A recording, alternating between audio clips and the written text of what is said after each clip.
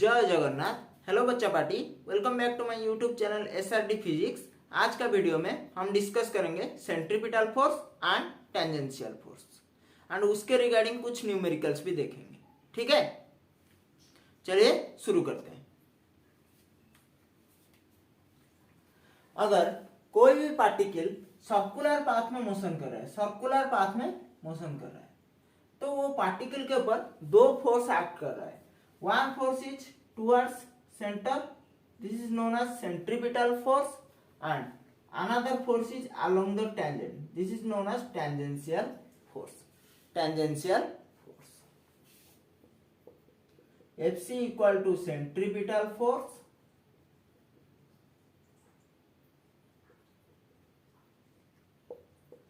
Ft equal to tangential force. तो पहले हम पढ़ेंगे सेंट्रीपिटल फोर्स के बारे में। ठीक है,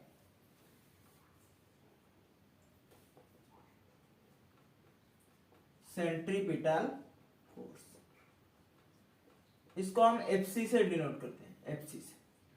तो सेंट्रीपिटल फोर्स पढ़ने से पहले थोड़ा याद करो, हम सेंट्रीपिटल एक्सीलरेशन पढ़े थे। तो सेंट्रीपिटल एक्सीलरेशन एक्चुअली क्या है? Centripetal acceleration is the acceleration which is directed towards the centre,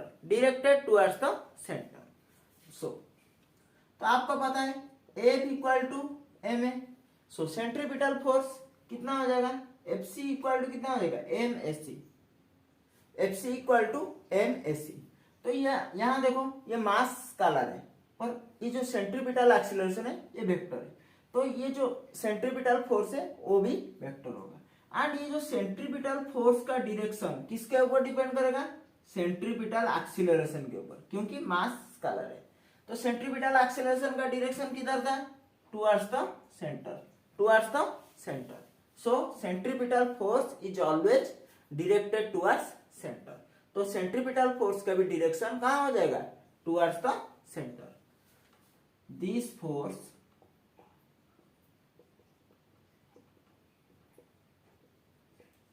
is always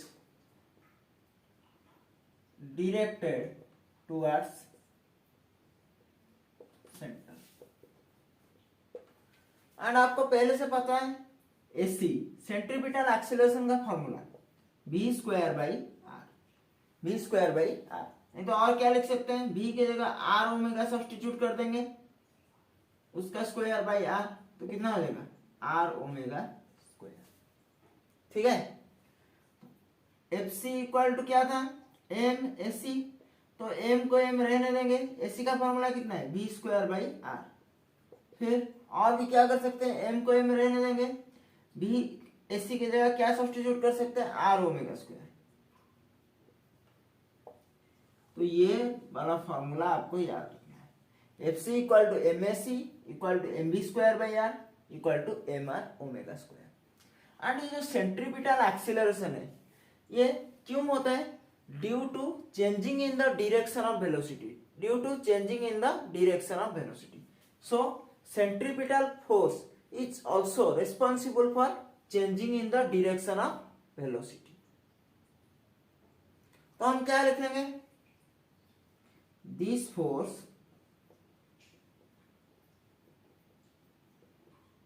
is responsible for changing in the direction of velocity। ठीक है, आई होप कि इतना तक आपको अच्छे से समझ में आ गया होगा। थोड़ी देर पहले जो सेंट्रीपिटल फोर्स पढ़े थे उसके रिगार्डिंग एक न्यूमेरिकल देखते हैं। एंड ये क्वेश्चन AIPMT 2015 में आया था। The question is the tangential speed of lighter stone is n times that of value of heavier stone when they experience same centripetal force, the value of n। तो question ने क्या बोला? Tangential speed of lighter stone. तो lighter stone कितना है? m is n times to that of heavier stone. तो heavier stone का suppose speed, tangential speed v होगा, तो लाइटर स्टोन का कितना हो जाएगा? nv। दोनों का रेडियस दिया है एंड क्वेश्चन में दिया है कि दे एक्सपीरियंस सेम सेंट्रीपिटल फोर्सेस, मतलब m का जो सेंट्रीपिटल फोर्स होगा 2m का वही सेंट्रीपिटल फोर्स होगा। तो सेंट्रीपिटल फोर्स का फॉर्मूला क्या है, mv²/r। इसका मास कितना है m, टेंजेंशियल स्पीड कितना दिया है nb, उसका स्क्वायर, तो b के जगह में क्या सब्स्टिट्यूट कर दिया nb भाई, रेडियस कितना दिया है r, 2m का देखो मास कितना हो जाएगा 2m, m के जगह क्या सब्स्टिट्यूट किया 2m, स्पीड कितना होगा v², तो b के जगह v, रेडियस कितना दिया है r/2, तो देखो कितना हो जाएगा m n²v²/r, ये 2 ऊपर चला गया 4m v²/r, m को m कैंसिल हो गया, v² को v² कैंसिल हो गया, r को r कैंसिल हो गया, तो n² का वैल्यू कितना हो गया 4, that means n = 2। So option B is your correct answer. I hope कि ये वाला क्वेश्चन भी आपको अच्छे से समझ में आ गया होगा। तो अभी देखते हैं कुछ important points regarding centripetal force. ये बहुत इंपॉर्टेंट है एंड इससे भी एमसीक्यू नीट में आया है, ठीक है। चलिए, तो फर्स्ट पॉइंट क्या है, work done due to centripetal force is always 0।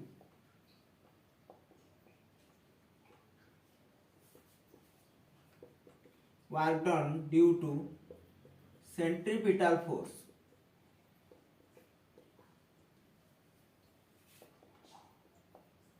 Is always 0।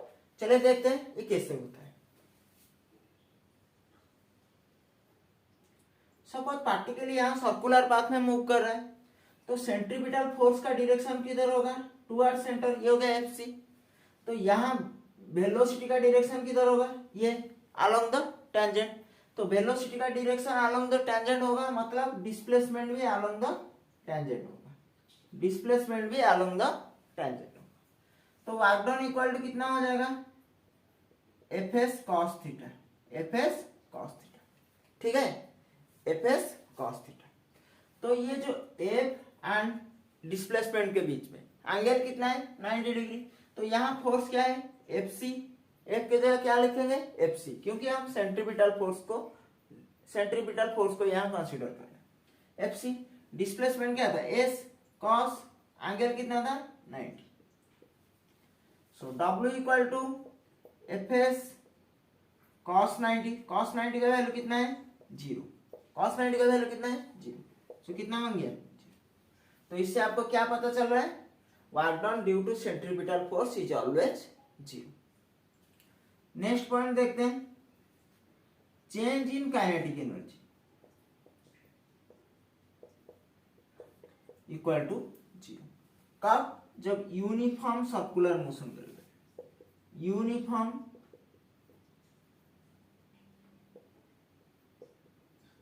Circular motion. तो यूनिफॉर्म सर्कुलर मोशन मतलब क्या है, अगर पार्टिकल इक्वल टाइम इंटरवल पे इक्वल डिस्टेंस ट्रेवल करेगा तो हम उसको क्या बोलेंगे यूनिफॉर्म सर्कुलर मोशन, मतलब उसका जो स्पीड है वो क्या होगा यूनिफॉर्म होगा, ठीक है। That means B initial equal to B final, B initial equal to B final. तो आपको तो पता है काइनेटिक एनर्जी का फॉर्मूला क्या है, kinetic energy half M B square. तो सर्कुलर पाथ में मोशन करेगा तो मास में कुछ चेंज नहीं होगा, और वेलोसिटी, तो चेंज इन काइनेटिक एनर्जी को हम क्या लिखेंगे डेल के इक्वल टू क्या लिख सकते हैं के फाइनल माइनस के इनिशियल। तो के फाइनल कितना है half M B F square minus half M B I square. तो मास तो दोनों का सेम होगा, ठीक है। एंड यहाँ दिया है B initial equal to B final, तो ये क्या हो जाएगा 0। So change in kinetic energy is 0। तो अभी जो मैं कॉन्सेप्ट पढ़ाया उसके रिगार्डिंग एक क्वेश्चन देखते हैं। क्वेश्चन में क्या दिया है, when a body moves with constant speed along a circle. तो option A is your no work is done, option B is your no acceleration is produced, option C is your velocity remains constant, option D is your no force acts on it. ठीक है, तो अभी हम थोड़ी देर पहले पढ़े थे when a body moves with constant speed along a circle. तो अगर कांस्टेंट स्पीड में मूव कर रहा है तो सपोज इधर लगेगा सेंट्रीपिटल फोर्स एंड डिस्प्लेसमेंट का डायरेक्शन किधर होगा, इधर, तो एंगल कितना होगा 90 degree. So W equal to क्या पता है आपको, force into displacement cos theta. तो इधर फोर्स क्या है, सेंट्रीपिटल फोर्स, तो एफ सी ले लिया। इनके बीच में एंगल कितना है 90 डिग्री, तो वर्क डन कितना हो गया 0। सो option A is your correct answer. I hope कि आपको ये अच्छे से समझ में आ गया होगा। नेक्स्ट देखते हैं और एक इंपॉर्टेंट कॉन्सेप्ट। तो आपको क्या पता, आपको क्या लग रहा होगा, तो आपको लग रहा है कि सेंट्रीपिटल फोर्स एक दूसरा कोई अलग फोर्स है, एक नया फोर्स है। ऐसा बिल्कुल नहीं है। Actually centripetal force is not a new kind of force. Centripetal force is not a new kind of force.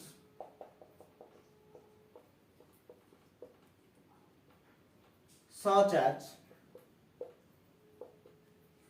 leftward or rightward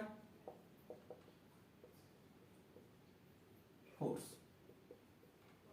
centripetal force कोई भी न्यू फोर्स नहीं है, such as leftward force, downward force, rightward force, ऐसे बिल्कुल नहीं है। मतलब actually क्या होता है, सम अदर फोर्सेस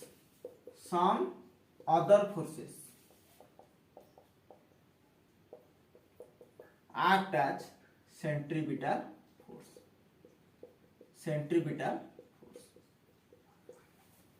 कुछ अदर फोर्सेस क्या होते हैं, सेंट्रीपिटल फोर्स की तरह बिहेव करते हैं। चलिए देखते हैं कुछ एग्जांपल। जब अर्थ रोटेट कर रहा है सन के चारों तरफ, ठीक है, तो क्या होता है, वहां भी सेंट्रीपिटल फोर्स लगता है। ग्रेविटेशनल फोर्स है वो सेंट्रीपिटल फोर्स की तरह ही एक्ट करता है। अर्थ रिवॉल्विंग अराउंड सन, ठीक है,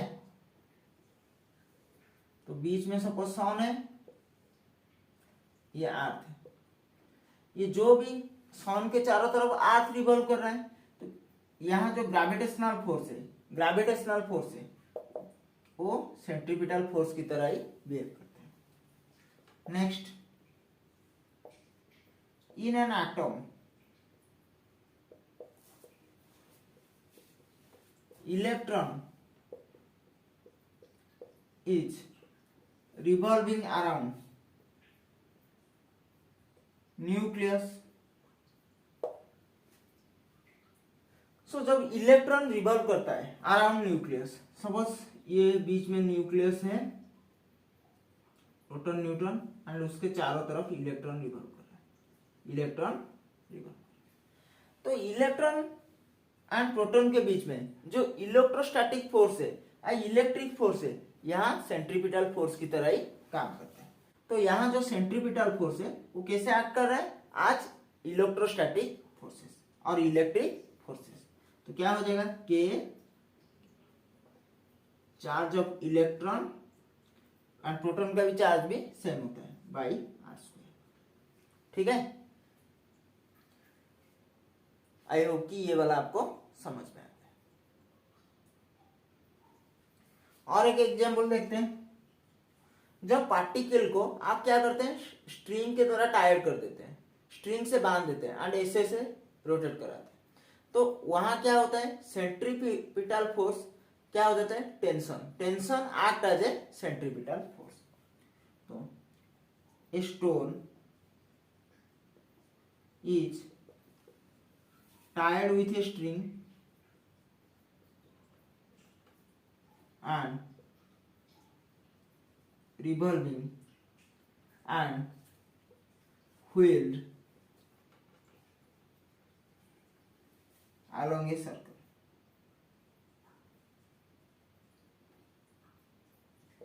जब सपोज यहाँ एक स्ट्रिंग से मैं एक मास को टाइड कर दिया, तो यहाँ क्या लगेगा, टेंशन। तो टेंशन यहाँ की कैसे एक्ट कर रहा है, as a centripetal force. So tension act as a centripetal force. I hope कि यहां तक आपको समझ में आ गया। चलिए और एक क्वेश्चन देखते हैं। ये क्वेश्चन नीट 2017 में आया था, ठीक है। The question is, one end of a string of length L is connected to a particle of mass M, and the other end is connected to a small peg on a smooth horizontal table. If the particle moves in a circle with speed v, the net force on the particle directed towards center will be. तो अच्छे से समझते हैं। Question ने बोला है कि एक पार्टिकल एक सर्कुलर पाथ में मूव कर रहा है, तो वो जो पार्टिकल है वो स्ट्रिंग के साथ टाइड है, एंड स्ट्रिंग का लेंथ कितना है, एल। स्ट्रिंग का लेंथ कितना है, एल। तो other end is fixed to a small peg on a smooth horizontal table. तो एक स्मूथ हॉरिजॉन्टल टेबल में ये जो पॉइंट है ये फिक्स है, ये क्या है, फिक्स पॉइंट है। If the particle moves in a circle with speed v, तो पार्टिकल ऐसे स्पीड v में सर्कुलर पाथ में ऐसे मूव कर रहा है। Net force acting on particle directed towards centre. तो कौन सा फोर्स डायरेक्टेड टुवर्ड्स सेंटर होगा, सेंट्रीपिटल फोर्स। तो जो सेंट्रीपिटल फोर्स हो जाएगा Fc, वो कैसे एक्ट करेगा, तो ऐसे स्ट्रिंग में, तो सेंट्रीपिटल फोर्स जो Fc वो कैसे एक्ट करेगा, टुवर्ड्स सेंटर, टुवर्ड्स सेंटर। और कोई भी फोर्स से एक्ट कर रहा है टुवर्ड सेंटर, तो ये स्ट्रिंग है, तो क्या एक्ट करेगा, टेंशन। तो यहाँ क्या हो जाएगा, Fc equal to T, Fc equal to T. थोड़ी देर पहले हम ये प्रॉपर्टी अभी पढ़े थे। So option A is your correct answer, ठीक है। तो अभी हम देखेंगे tangential force.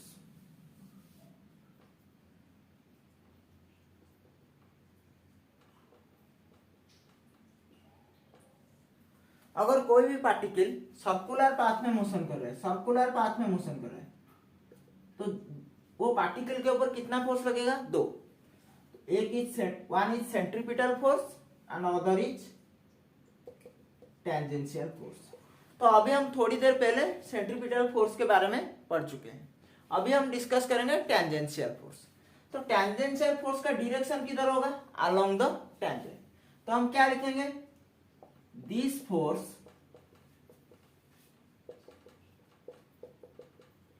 is directed along the tangent।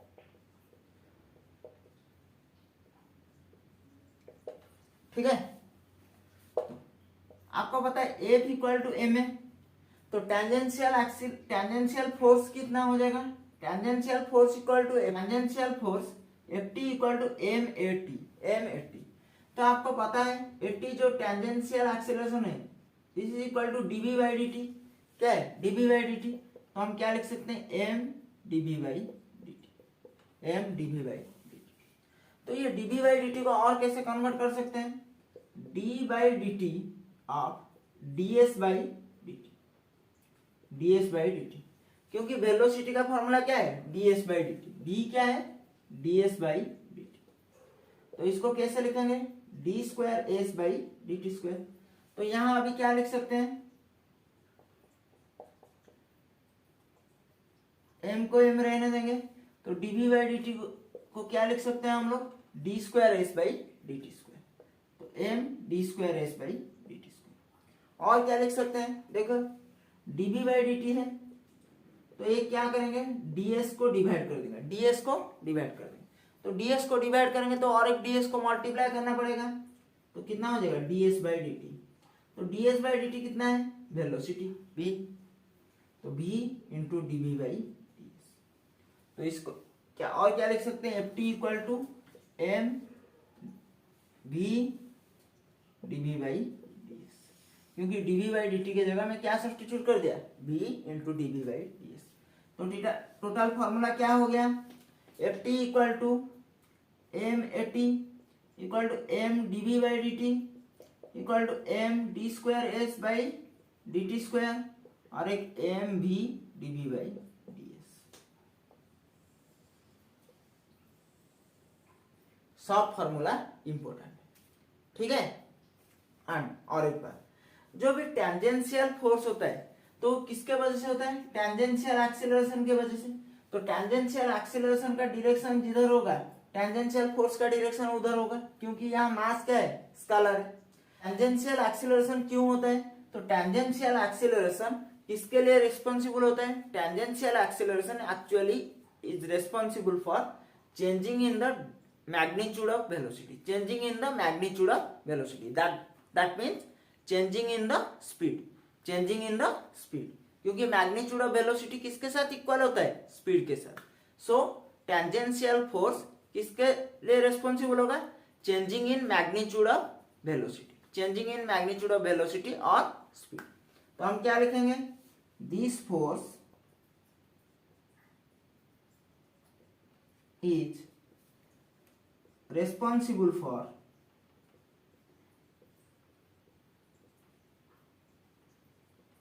changing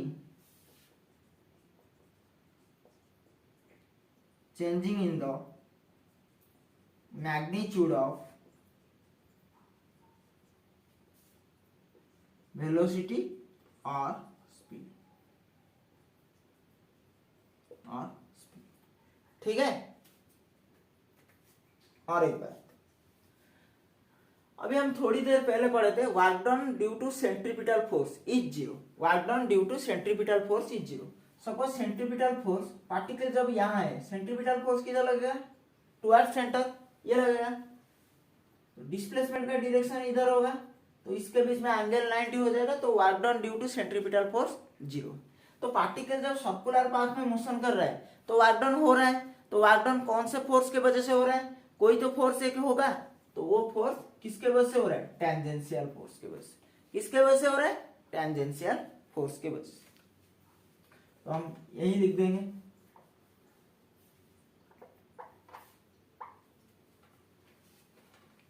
तो बोर्ड छोटा है ना, इसलिए बार बार मिटाना पड़ता है, ठीक है। तो आप लोगों को भी थोड़ा परेशान होता होगा, ठीक है, थोड़ा एडजस्ट कर लीजिएगा। देखिए ये जो भी अभी क्या मैं बताया था, work done due to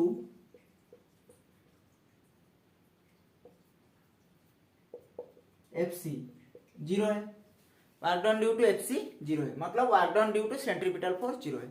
particle ऐसे मूव कर रहा है, सर्कुलर पाथ में घूम रहा है, मतलब कुछ तो कुछ वर्क डन हो रहा है। तो वर्क डन कौन से फोर्स के वजह से हो रहा है, तो टेंजेंशियल फोर्स के वजह से हो रहा है। तो work done in circular path, work done in moving A particle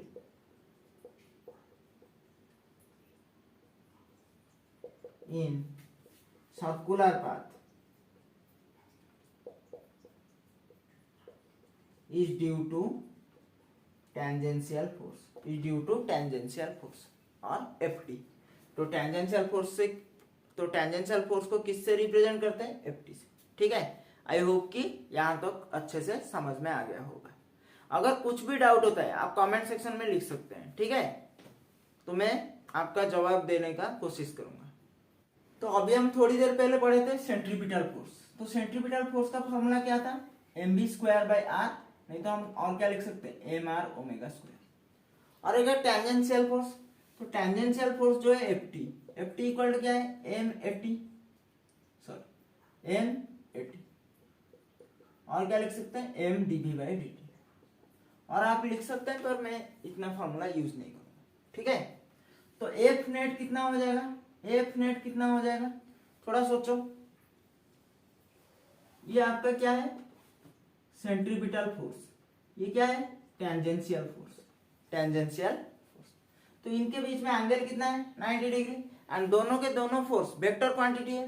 तो एफ नेट कैसे लिखेंगे, एफ सी का स्क्वायर प्लस एफ टी का स्क्वायर। तो जनरल हम क्या लिख सकते हैं, mv²/r का स्क्वायर प्लस m80 का स्क्वायर। नहीं तो ये वाला फॉर्मूला भी mr⍵² भी यहाँ आप यूज कर सकते हैं, ठीक है। तो सवाल देख के आप उस हिसाब से यूज करेंगे कौन सा होगा। तो देखिए ये कितना हो जाएगा, m square b to the power 4/r², m square 80 का स्क्वायर। तो क्या कॉमन लेंगे, m स्क्वायर कॉमन लेंगे, तो ये कितना हो जाएगा b square b to the power 4/r² plus ये कितना हो जाएगा 80 का स्क्वायर। ठीक है, तो आपको पता है AC इक्वल टू कितना है b²/r, तो AC का स्क्वायर कितना हो जाएगा b to the power 4/r²। तो मैं b to the power 4/r² के जगह क्या सब्स्टिट्यूट कर सकता हूँ, AC स्क्वायर सब्स्टिट्यूट कर सकता हूँ। तो क्या लिखूंगा, तो m स्क्वायर बाहर आ जाएगा, तो m AC का स्क्वायर प्लस 80 का स्क्वायर। ठीक है, आई होप कि यहां तक आपको अच्छे से समझ में आ गया होगा। चलिए देखते हैं, अगर पार्टिकल ऐसे सर्कुलर पाथ में मोशन कर रहा है, अगर v इंक्रीज कर रहा है, v इज इंक्रीजिंग, तो सेंट्रीपिटल फोर्स किधर लगेगा, towards centre, velocity and v का डायरेक्शन किधर होगा, इधर, तो टेंजेंशियल फोर्स का भी डायरेक्शन इधर। ठीक है, अगर v इंक्रीज कर रहा है तो टेंजेंशियल फोर्स एंड v का Ft एंड v का डायरेक्शन क्या होगा, सेम होगा।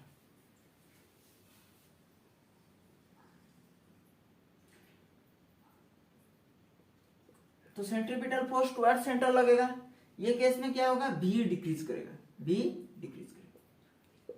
अगर v डिक्रीज कर रहा है तो क्या होगा, तो सपोज v इधर हो गया, v का डायरेक्शन, तो टेंजेंशियल फोर्स का डायरेक्शन किधर होगा, उसका अपोजिट। ठीक है, अगर v डिक्रीज कर रहा है तो टेंजेंशियल फोर्स एंड v का डायरेक्शन अलग होगा। तो FC इधर है, FT इधर है, तो रिजल्टेंट फोर्स किधर आएगा, इधर FC है, इधर FT है, तो रिजल्टेंट फोर्स किधर आएगा, इधर। ठीक है, आई होप कि आपको ये वाला कॉन्सेप्ट समझ में आ गया होगा। तो आज का वीडियो में इतना ही, फिर मिलते हैं नेक्स्ट वीडियो में एक नया कॉन्सेप्ट के साथ। थैंक यू, जय जगन्नाथ।